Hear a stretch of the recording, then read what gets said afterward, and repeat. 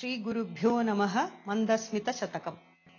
बध्नीमो वयमञ्जलिम् प्रतिदिनम् बन्धच्चिदे देहिनाम् कन्दर्पागमतन्त्रमूलगुरवे कल्याणकेळीभुवे कामाक्ष्या घनसारपुञ्जरजसे कामद्रुहश्चक्षुषाम् मन्दारस्तपकप्रभामदमुषे मन्दस्मितज्योतिषे सद्रीचे नवमल्लिका सुमनसाम् नासाग्रमुक्तामणेः चार्याय मृणालकाण्ठमहसाम् नैसर्गिकाय द्विषे स्वर्धुन्या सह युध्वने हिमरुचेः अर्धासनाध्यासिने कामाक्ष्याः स्मितमञ्जरी धवलिम अद्वैताय तस्मै नमः। कर्पूरद्युतिचातुरीम् अतितराम् अल्पीयसीम् कुर्वती दौर्भाग्योदयमेव संविदधति दौशाकरीणाम् त्विषाम् क्षुल्लानेव मनोज्ञमल्लिनिकरान् भुल्लानपि व्यञ्जति कामाक्ष्याः मृदुलस्मितांशुलहरी कामप्रसूरस्तु मे यापीनस्तनमण्डलोपरिलसत् कर्पूरलेपायते या नीलेक्षणरात्रिकान्तिततिषु ज्योत्स्ना प्ररोहायते या सौन्दर्यधुनीतरङ्गततिषु व्यालोलहंसायते कामाक्ष्याः शिशिरीकरोतु हृदयम् सा मे स्मितप्राचुरी येषाम् गच्छति पूर्वपक्षसरणिम् कौमुद्वदश्वेतिमा येषाम् सन्ततम् आरुरुक्षति तुलाकक्ष्याम् शरश्चन्द्रमाः येषाम् इच्छति कम्बुरप्यसुलभाम् अन्ते वसत्प्रक्रियाम् कामाक्ष्याः ममताम् हरन्तु ममते हासत्विषाम् अङ्कुराः आशासीमसु सन्ततम् विदधति नैशाकरीम् व्याक्रियाम् काशानाम् अभिमानभङ्गकलना कौशल्यमाबिभ्रति ईशानेन विलोकिता सकुतुकम् कामाक्षिते कल्मष क्लेशापायकरी चकास्तिलहरी मन्दस्मितज्योतिषाम् आरूढस्य समुन्नतस्तनतटी साम्राज्यसिंहासनम् कन्दर्पस्य विभोर्जगत्त्रयजय प्राकट्यमुद्रानितेः यस्याश्चामरचातुरीम् कलयते रश्मिच्चटा चञ्चला सा मन्दस्मितमञ्जरी भवतु नः कामाय कामाक्षिते शम्भोर्या परिरम्भ सम्भ्रमविधौ नैर्मल्यसीमानिधिः गैवाणीव तरङ्गिणी कृतमृदुस्यन्दाम् कलिन्दात्मजाम् कल्माषीकुरुते कलङ्कसुषमाम् कण्ठस्थलीचुम्बिनीम् कामाक्ष्याः स्मितकन्दली भवतु नः कल्याणसन्दोहिनी जेतुम् हारलतामिव स्तनतटीम् संजग्मुषी सन्ततम् गन्तुम् निर्मलतामिव द्विगुणिताम् मग्ना कृपा स्रोतसी लब्धुम् विस्मयनीयताम् इव हरम् रागाकुलम् कुर्वती मञ्जुस्ते स्मितमञ्जरी भवभयम् मध्नातु कामाक्षि मे श्वेतापि प्रकटम् निशाकररुचाम् मालिन्यम् आतन्वती शीतापि स्मरपावकम् पशुपतेः सन्धुक्षयन्ती सदा स्वाभाव्यान् अधराश्रितापि नमताम् उच्चैर्विशन्ती गतिम् कामाक्षी स्फुटम् अन्तरा स्फुरतु नः त्वन्मन्दहासप्रभा वक्त्रश्रीसरसी जले तरलित भ्रूवल्लिकल्लोलिते कालिम् नादधती कटाक्षजनुषा माधुव्रतीम् व्यापृतिम् निर्निद्रामलपुण्डरीककुहना पाण्डित्यम् आबिभ्रति कामाक्ष्याः स्मितचातुरी मम मनः कातर्यमुन्मूलयेत् नित्यम् बाधितबन्धुजीवम् अधरम् मैत्रीजुषम् पल्लवैः शुद्धस्य द्विजमण्डलस्य च तिरस्कर्तारमप्याश्रिता या वैमल्यवती सदैव नमताम् चेतः पुनीतेतराम् कामाक्ष्या हृदयम् प्रसादयतु मे सा मन्दहासप्रभा द्रुह्यन्ती तमसे मुहुः कुमुदिनी साहाय्यमाबिभ्रति यान्ती चन्द्रकिशोरशेखरवपुः सौधाङ्गणे प्रेङ्खणम् ज्ञानाम्भोनिधिवीचिकाम् सुमनसाम् कूलम् कषाम् कुर्वती कामाक्ष्याः स्मितकौमुदी हरतु मे संसारतापोदयम् काश्मीरद्रवधातुकर्दमरुचा कल्माषताम् बिभ्रति हंसौघैरिव कुर्वती परिचितम् हारीकृतैर्मौक्तिकैः वक्षो जन्मतुषारशैलकटके सञ्चारम् आतन्वती कामाक्ष्या मृदुलस्मितद्युतिमयी भागीरथी भासते कम्बोर्वंशपरम्परा इव कृपासन्दानवल्ली भुवः सम्फुल्लस्तपका इव प्रसृमरा मूर्ताः प्रसादा इव वाक्पीयूषकणा इव त्रिपथगा पर्यायभेदा इव भ्राजन्ते तव मन्दहासकिरणाः काञ्चीपुरी नायिके वक्षोजे घनसारपत्ररचना भङ्गी सपत्नायिता कण्ठे मौक्तिकहारयष्टिकिरण व्यापारमुद्रायिता ओष्ठश्रीनिकुरुम्बपल्लवपुटे प्रेङ्खत्प्रसूनायिता कामाक्षी स्फुरता मदीय हृदये त्वन्मन्दहासप्रभा येषाम् बिन्दुरिवोपरि प्रचलितः नासाग्रमुक्तामणिः येषाम् दीन इवाधिकण्ठम् अयते हारः करालम्बनम् येषाम् बन्धुरिवोष्ठयोररुणिमा धत्ते स्वयम् रञ्जनम् कामाक्ष्याः प्रभवन्तु ते मम शिव उल्लासाय हासाङ्कुराः या जाड्याम्बुनिधिम् क्षिणोति भजताम् वैरायते कैरवैः नित्यम् या नियमेन याचयत ते कर्तुम् त्रिनेत्रोत्सवम् बिम्बम् चान्द्रमसम् च वञ्चयति या गर्वेण सा तादृशी कामाक्षी स्मितमञ्जरी तव कथम् ज्योत्स्नेत्यसौ कीर्त्यते आरूढारभसात्पुरः पुररिपोः आश्लेषणोपक्रमे या ते मातरुपैति दिव्यतटिनी शङ्काकरी तत्क्षणम् ओष्ठौ वेपयति भ्रुवौ कुटिलयति आनम्रयति आननम् ताम् वन्दे मृदुहासपूरसुषमाम् एकाम्रनाथप्रिये वक्त्रेन्दोस्तव चन्द्रिका स्मितततिः वल्गुः स्फुरन्ती सताम् स्याच्चेद्युक्तमिदम् चकोरमनसाम् कामाक्षि कौतूहलम् एतच्चित्रम् अहर्निशम् यदधिकाम् एषा रुचिम् गाहते बिम्बोष्ठद्युमणिप्रभास्वपि च यद् बिभ्वोकम् आलम्बते सादृश्यम् कलशाम्बुधेर्वहति यत् कामाक्षि मन्दस्मितम् शोभाम् ओष्टरुचाम्ब विद्रुमभवाम् एतद्भिदाम् ब्रूमहे एकस्मादुदितम् पुरा किल पपौ शर्वः पुराणः पुमान् एतन्मध्यसमुद्भवम् रसयते माधुर्यरूपम् रसम् उत्तुङ्गस्तनकुम्भ शैलकटके विस्तारि कस्तूरिका पत्रश्रीजुषि चञ्चलाः स्मितरुचः कामाक्षि ते कोमलाः सन्ध्यादीधिति रञ्जिता इव मुहुः सान्द्राधरज्योतिषा व्यालोलामलशारदाभ्रशकलव्यापारम् आतन्वते क्षीरम् दूरत एव तिष्ठतु कथम् वैमल्यमात्रादिदम् मातस्ते सह पाठवीधिम् अयताम् मन्दस्मितैर्मञ्जुळैः किम् चेयम् तु भिदास्ति दोहनवशात् एकम् तु सञ्जायते कामाक्षी स्वयमर्थितम् प्रणमताम् अन्यत्तु दोदुह्यते कर्पूरैरमृतैर्जगज्जननि ते कामाक्षि चन्द्रातपैः मुक्ताहारगुणैर्मृणालवलयैः मुग्धस्मितश्रीरियम् श्रीकाञ्चीपुरनायिके समतया संस्तूयते सज्जनैः तत्तादृङ्ममतापशान्तिविधये किम् देवि मन्दायते मध्ये गर्भितमञ्जुवाक्यलहरी माध्वीझरी शीतला मन्दारस्तबकायते जननि ते मन्दस्मिताम् शुच्छटा यस्या वर्धयितुम् मुहुर्विकसनम् कामाक्षि कामद्रुहो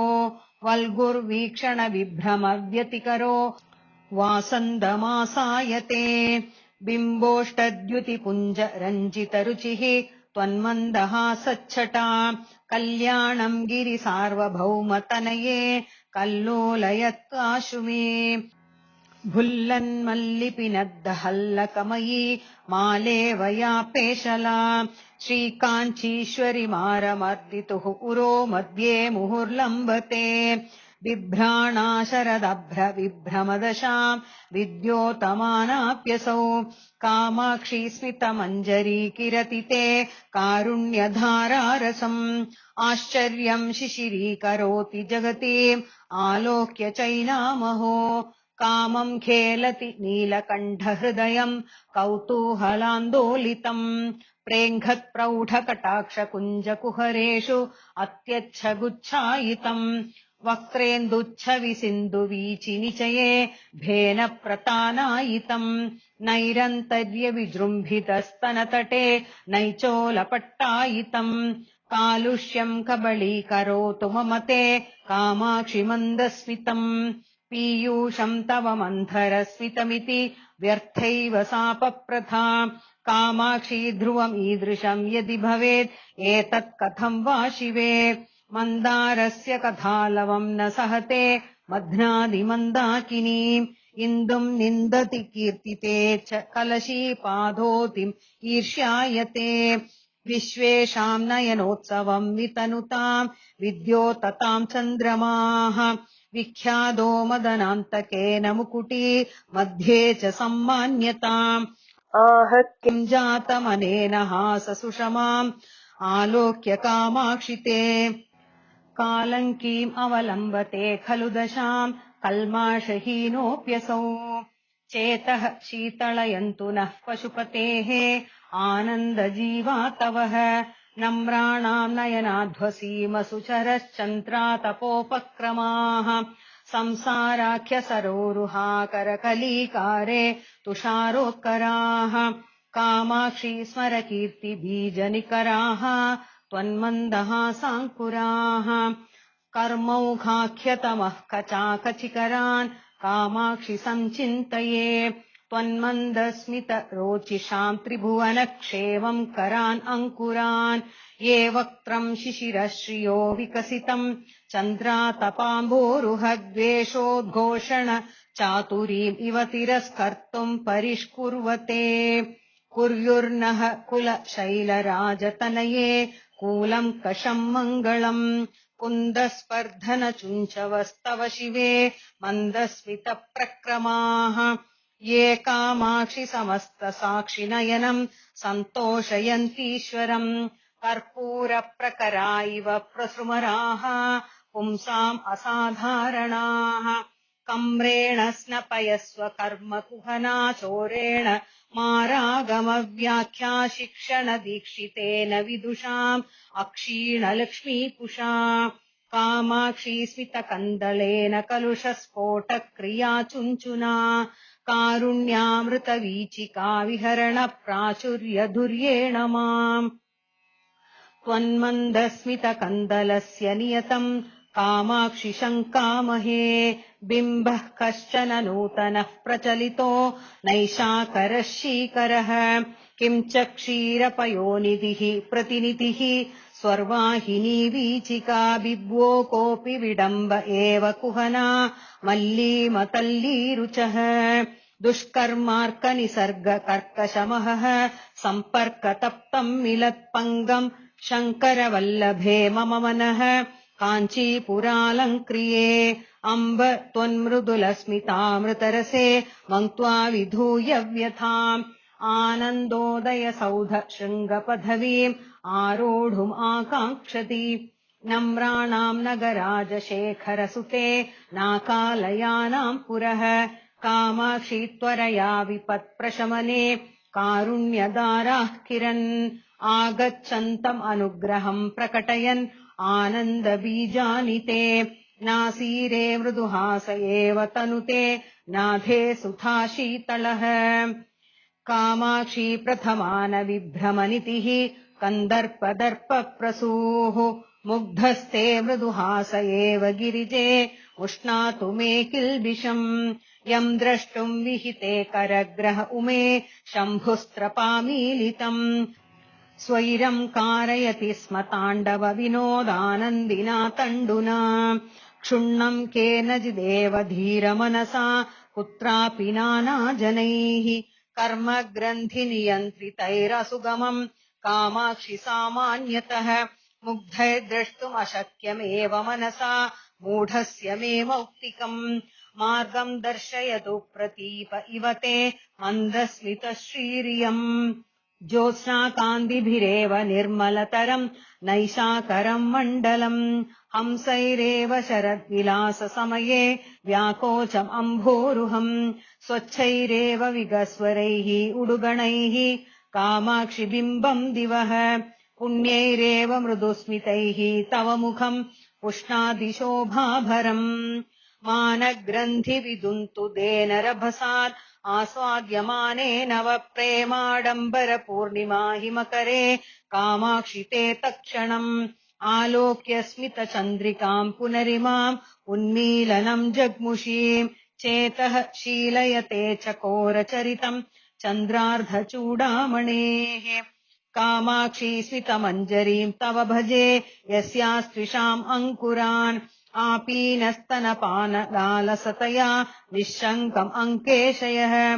ऊर्ध्वम् वीक्ष्य विकर्षति प्रसृमरान् उद्धामया शुण्डया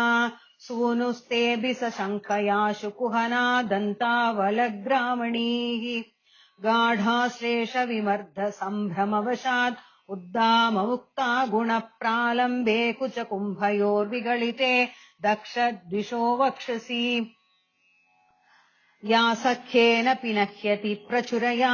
भासा तदीयाम् दशाम्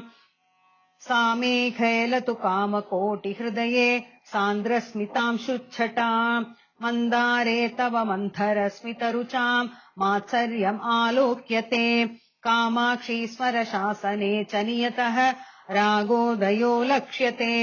चान्द्रीषु द्युतिमञ्जरीषु च महान् द्वेषाङ्कुरो दृश्यते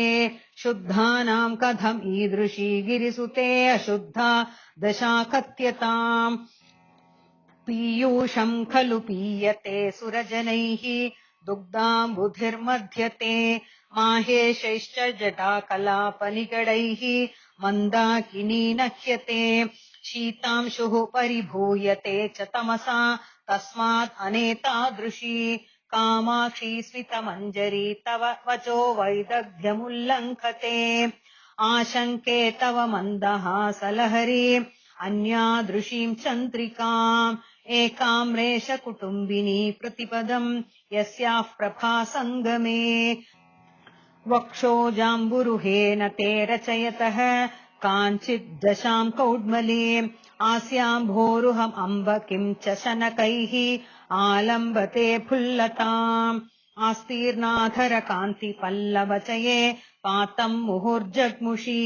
मारद्रोहिणि कन्तलत्स्मर शरज्ज्वालावलिव्यञ्जति निन्दन्ती घनसारहारवलयज्योत्स्ना मृणालानिते कामाक्षी स्मितचातुरी विरहिणी रीतिम् जगाहेतराम् सूर्यालोकविधौ विकासमधिकम् यान्ती हरन्ती तमः सन्दोहम् नमताम् निजस्मरणतो दोषाकरद्वेषिणी निर्यान्ती वदनारविन्दकुहरान् निर्धूतजाड्यानृणाम् श्रीकामाक्षि तव स्मितद्युतिमयी चित्रीयते चन्द्रिका कुण्ठीकुर्युरमीकुपोधघटनाम् अस्मन्मनोमाधिनीम् श्रीकामाक्षि शिवङ्करास्तव शिवे श्रीमन्दहासाङ्कुराः एतन्वन्ति निरन्तरम् तरुणिमस्तम्बेरमग्रामणी कुम्भद्वन्द्वविडम्बिनी स्तनतटे मुक्ताकुथाडम्बरम् प्रेङ्खन्तः शरदम्बुदा इव शनैः प्रेमानिलैः प्रेरिताः मज्जन्तो मदनारि कण्ठसुषमा सिन्धौ मुहुर्मन्थरम् श्रीकामाक्षि तव स्मितांशुनिकराः श्यामायमानश्रियो नीलाम्बोधर नैपुणीम् तत इतो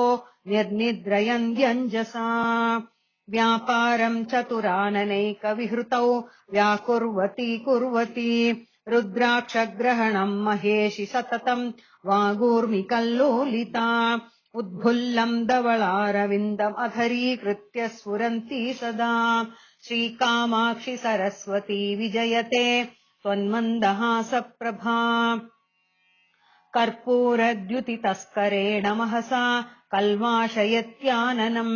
श्रीकाञ्चीपुरनायिके पतिरिव श्रीमन्दहासोऽपि ते आलिङ्गत्यतिपीवराम् स्तनतटीम् बिम्बाधरम् चुम्बति प्रौढम् रागभरम् व्यनक्ति मनसो धैर्यम् धुनीतेतराम् वैशद्येन च विश्वतापहरण क्रीडापटीयस्तया पाण्डित्येन पचेलिमेन जगताम् नेत्रोत्सवोत्पादने कामाक्षी स्मितकन्तलैस्तव तुलाम् आरोढुमुद्योगिनी ज्योत्स्नासौ जलराशिपोषणतया दोष्याम् प्रपन्ना दशाम् लावण्याम्बुजिनी मृणालवलयैः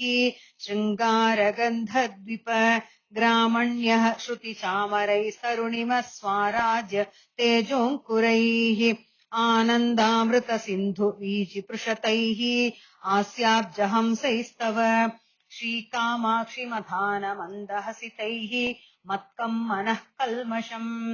उत्तुङ्गस्तनमण्डली परिचलन् माणिक्यहारच्चटा चञ्चच्छोणिमपुञ्ज मध्यसरणिम् मादः परिष्कुर्वती या वैदग्ध्यमुपैति शङ्करजटा कान्तारवाटी पतत् स्वर्वापीपयसस्मितद्युतिरसौ कामाक्षि ते मञ्जुळा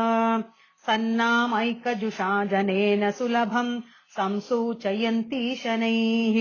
उत्तुङ्गस्य चिरात् अनुग्रहतरोः उत्पत्स्यमानम् फलम् प्राथम्येन विकस्वरा कुसुमवत् प्रागल्भ्यमभ्येयुषी कामाक्षी स्मितचातुरी तव मम क्षेमम् करीकल्पताम् धानुष्काग्रसरस्य लोलकुटिलभ्रूलेकया बिभ्रतः लीलालोकशिलीमुखम् नववयः साम्राज्य लक्ष्मीपुषः जेतुम् मन्मथमर्दिनम् जननि ते कामाक्षि हासस्वयम् वल्गुर्विभ्रमभूभृतो वितनुते सेनापतिप्रक्रियाम् यन्नाकम्पतकालकूटकपलीकारे चुम्बे नयत् ग्लान्या चक्षुषि रूषितानलशिखे रुद्रस्य तत्तादृशम् चेतो यत्प्रसभम् स्मरज्वरशिखिज्वालेन लेलिह्यते तत्कामाक्षि तव स्मितांशुकलिका हेलाभवम् प्राभवम् सम्भिन्नेव सुपर्वलोकतटिनी वीचीचयैर्यामुनैः सम्मिश्रेव शशाङ्गदीप्तिलहरी नीलैर्महानीरदैः कामाक्षी स्फुरिता तव स्मितरुचिः कालाञ्जनस्पर्धिना कालिम् नाखचरोचिषाम् व्यतिकरे काचिद्दशाम् अश्नुते जानीमो जगदीश्वर प्रणयिनि त्वन्मन्दहासप्रभाम् श्रीकामाक्षि सरोजिनीम् अभिनवाम् एषा यतः सर्वदा आस्येन्दोरवलोकने पशुपतेः अभ्येदि सम्फुल्लताम् तन्त्रालुस्तदभाव एव अनुते तद्वैपरीत्यक्रमम् यान्ति लोहितिमानम् अभ्रतटिनी धातुच्चटाकर्दमैः भान्ति बालगभस्तिमालिकिरणैः मेघावली शारदी बिम्बोष्ठद्युतिपुञ्जचुम्बनकला शोणायमानेन ते कामाक्षी स्मितरोचिषा समदशाम् आरोढुमाकाङ्क्षते श्रीकामाक्षि मुखेन्दुभूषणमिदम् मन्दस्मितम् तावकम् नेत्रानन्दकरम् तथा हिमकरो गच्छेद्यथा तिक्मताम् शीतम् देवि तथा यथा हिमजलम् सन्तापमुद्रास्पदम् श्वेतम् किञ्च तथा यथा मलिनताम् धत्ते च मुक्तामणिः त्वन्मन्दस्मितमञ्जरीम् प्रसृमराम् कामाक्षि चन्द्रातपम् सन्तः सन्ततम् आमनन्द्यमलता तल्लक्षणम् लक्ष्यते अस्माकम् विधुनोति तापम् अधिकम् नाभ्यन्तरम् मानसम् द्वान्तम् तत्खलु दुःखिनो वयममी केनेति नो विद्महे नम्रस्य प्रणय प्ररोह कलहच्छेदाय पादाब्जयोः मन्दम् चन्द्रकिशोरशेखरमणेः कामाक्षि रागेण ते बन्धूकप्रसवश्रियम् जितवतो बंहीयसीम् तादृशीम् बिम्बोष्ठस्य रुचिम् निरस्य हसितज्योत्स्ना वयस्यायते मुक्तानाम् परिमोचनम् विदधतः तत्प्रीतिनिष्पादिनी भूयो दूरत एव धूतमरुतः तत्पालनम् तन्वती उद्भूतस्य जलान्तरात् अविरतम् तद्दूरताम् जग्मुषी कामाक्षी स्मितमञ्जरी तव कथम् कम्बोस्तुलाम् अश्नुते श्रीकामाक्षि तव स्मितद्युतिझरी वैदग्ध्यलीलायितम् पश्यन्तोऽपि निरन्तरम् सुविमलम् मान्या जगन्मण्डले लोकम् हासयितुम् किमर्थमनिशम् प्राकाश्यमातन्वते मन्दाक्षम् विरहय्य मङ्गलतरम् मन्दारचन्द्रादयः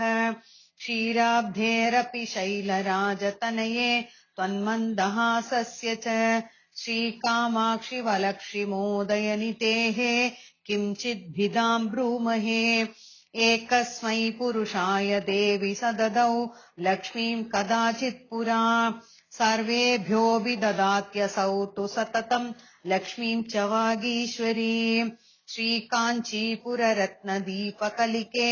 तान्येव मेनात्मजे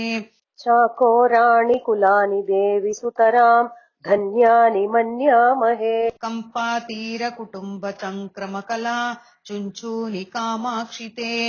नित्यम् यानि तव स्मितेन्दुमहसाम् आस्वादमातन्वते शैत्यप्रक्रमम् आश्रितोऽपि नमताम् जाड्यप्रथाम् धूनयन् रागव्यञ्जनपेशलोऽपि गिरिजे वैमल्यमुल्लासयन् लीलालापपुरःसरोऽपि सततम् वाचम्यमान् क्रीणयन् कामाक्षी स्मितरोचिषाम् तव समुल्लासः कथम् वर्ण्यते श्रोणी चञ्चलमेखलामुखरितम् लीलागतम् मन्थरम् भ्रूवल्लीचलनम् कटाक्षवलनम् मन्दाक्षवीक्षाचनम् यद्वैदग्ध्यमुखेन मन्मथरिपुम् सम्मोहयन्त्यञ्जसा श्रीकामाक्षि तव स्मिताय सततम् तस्मै नमस्कुर्महे श्रीकामाक्षि मनोज्ञमन्दहसितज्योतिष्प्ररोहे तव स्वीतश्वेतिमसार्वभौमसरणि प्रागल्भ्यमभ्येयुषि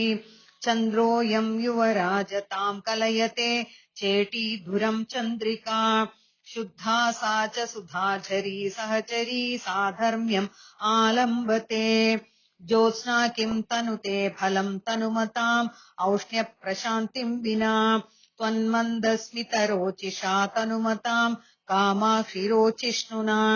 सन्तापोऽपि निवार्यते नववयः प्राचुर्यमङ्कुर्यते सौन्दर्यम् परिपूर्यते जगति सा कीर्तिश्च सञ्चार्यते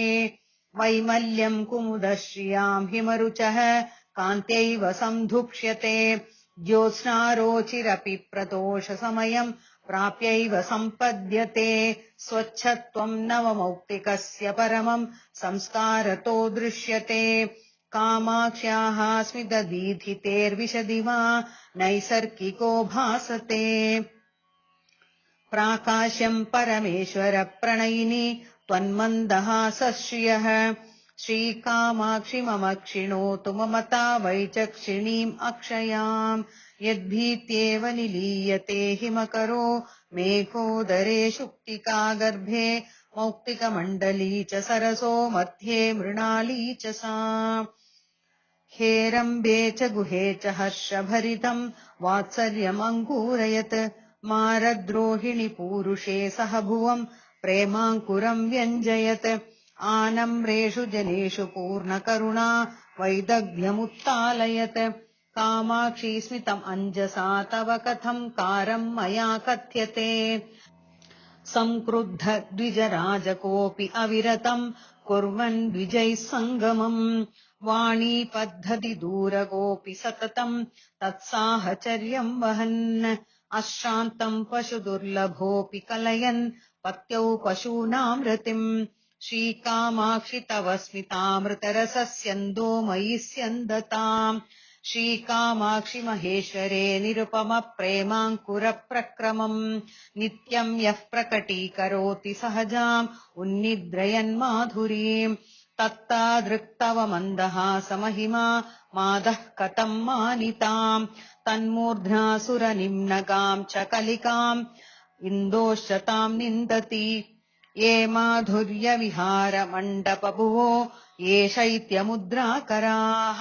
ये वैशद्यदशाविशेषसुभगाः ते मन्दहासाङ्कुराः कामाक्ष्याः सहजम् गुणत्रयमिदम् पर्यायतः कुर्वताम् वाणी गुम्भणडम्बरे च हृदये कीर्तिप्ररोहे च मे कामाक्ष्या मृदुलस्मितांशुनिकराः दाक्षान्तके वीक्षणे मन्दाक्षग्रहिलाहिमद्युतिमयूखाक्षेप दीक्षाङ्कुराः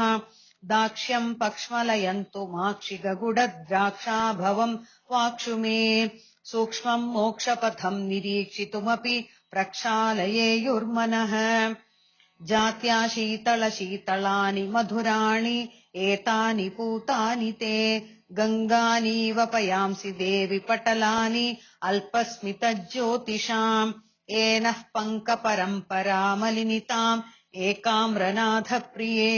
प्रज्ञानात्सुतराम् मदीयधिषणाम् प्रक्षालयन्तु क्षणात् अश्रान्तम् परतन्त्रितः पशुपतिः त्वन्मन्दहासाङ्कुरैः श्रीकामाक्षि तदीयवर्णसमता सङ्गेन शङ्कामहे इन्दुम् नागधुनीम् च शेखरयते मालाम् च धत्ते नवैः वैकुण्ठैरवकुण्ठनम् च कुरुते धूलीचयैर्भास्मनैः श्रीकाञ्चीपुरदेवते मृदुवचः सौरभ्यमुद्रास्पदम् प्रौढप्रेमलतानवीनकुसुमम् मन्दस्मितम् तावकम् मन्दम् कन्दलति प्रियस्य वदनालोके समाभाषणे श्लक्ष्णे कुड्मलति प्ररूढपुलके चाश्लेषणे भुल्लति किम् त्रैस्रोतसम् अम्बिके परिणतम् श्रोतश्चतुर्थम् नवम् पीयूषस्य समस्ततापहरणम् किम् वा द्वितीयम् वपुः किम् स्वित्त्वन्निकटम् गतम् मधुरिम अभ्यासाय गव्यम् पयः श्रीकाञ्चीपुरनायक प्रियतमे मन्दस्मितम् तावकम् भूषावक्त्रसरोरुहस्य सहजा वाचाम् सखी शाश्वती नीवी विभ्रमसन्ततेः पशुपतेः सौधीदृशाम् पारणा जीवातुः मदनश्रियः शशिरुचेः उच्चाटनी देवता श्रीकामाक्षि गिराम् अभूमिम् अयते हासप्रभामञ्जरी सूतिश्वेतिमकन्दलस्य वसतिः शृङ्गारसारश्रियः पूर्तिः सूक्तिझरीरसस्य लहरी कारुण्यपाधोनितेः वाटी काचन कौसुमी मधुरिव स्वाराज्यलक्ष्म्यास्तव श्रीकामाक्षि ममास्तु मङ्गलकरी हासप्रभा चातुरी जन्तूनाम् जनिदुःखमृत्युलहरी सन्तापनम् कृन्ततः प्रौढानुग्रहपूर्ण शीतलरुचो नित्योदयम् बिभ्रतः श्रीकामाक्षि विश्रुत्वरा इव कराः हासाङ्कुरास्ते हठात् आलोकेन निहन्युरन्धतमसः तोमस्य मे सन्ततिम् उत्तुङ्गस्तनमण्डलस्य विलसत् लावण्यलीलानटीरङ्गस्य स्फुटमूर्ध्व सीमनिमुहुः प्राकाश्यमभ्येयुषी श्रीकामाक्षि तव स्मितद्युतिततिः बिम्बोष्ठकान्त्यङ्कुरैः चित्राम् विद्रुममुद्रिताम् वितनुते मौक्तिम् वितानश्रियम्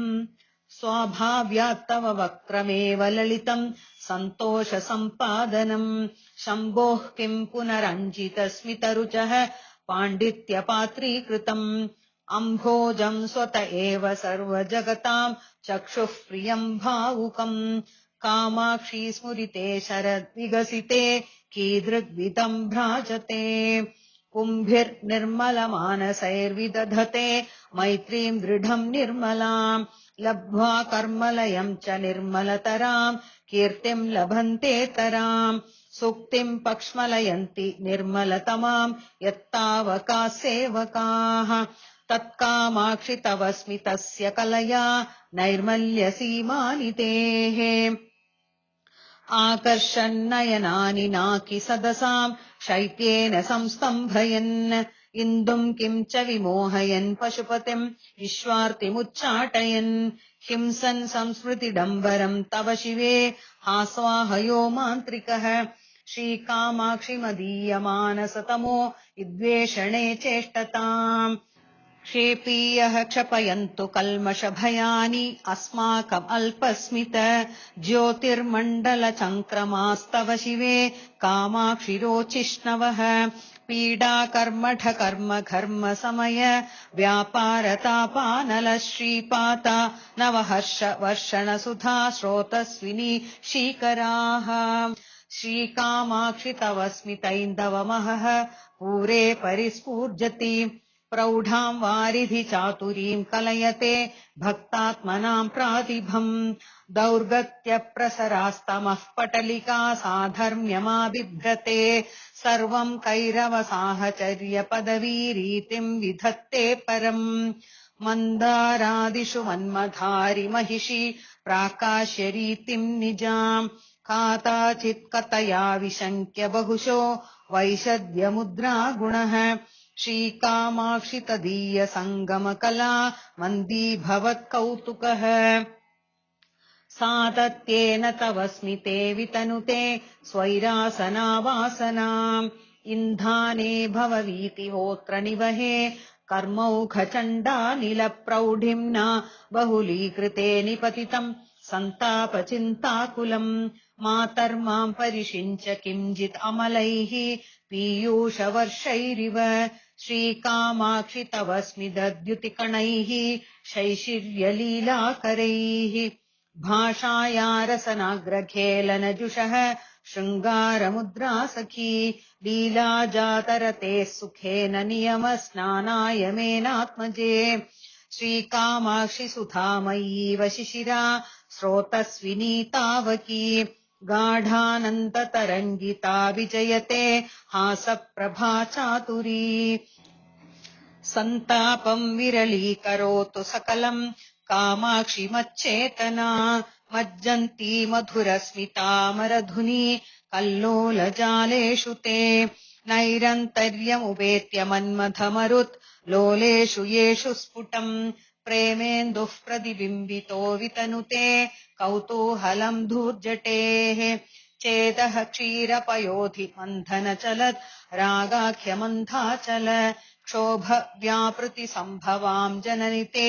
मन्दस्मित श्रीसुधाम् स्वादम् स्वादमुदीत कौतुकरसा नेत्रत्रयी शाङ्करी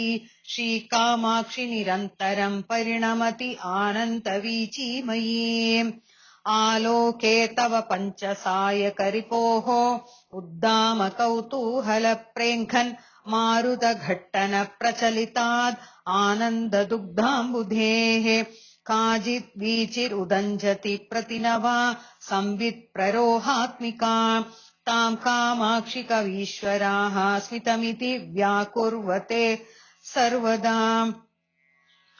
सुक्तिः शीलयते किमद्रितनये मन्दस्मिदात्ते मुहुः माधुर्यागमसम्प्रदायम् अथवा सूक्तेर्नुमन्दस्मितम् इत्थम् कामपि गाहते मम मनः सन्देहमार्गभ्रमी श्रीकामाक्षि न पारमार्त्यसरणिस्फूर्तौ निदत्ते पदम् क्रीडालोलकृपासरोरुहमुखी सौधाङ्गणेभ्यः कवि श्रेणीवाक्परिपाटिकामृतझरी सूती गृहेभ्यः शिवे निर्वाणाङ्कुरसार्वभौमपदवी सिंहासनेभ्यस्तव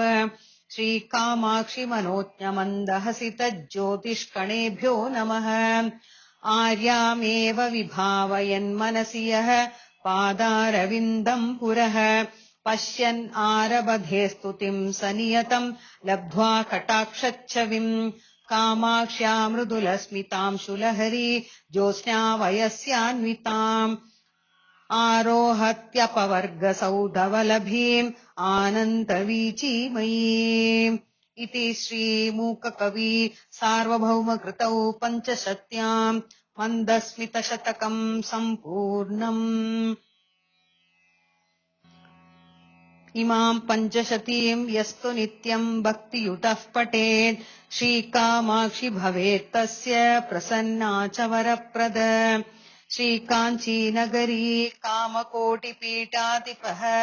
प्रभुः जीयात् जगद्गुरुः सैषः श्रीमूकेन्द्र सरस्वती।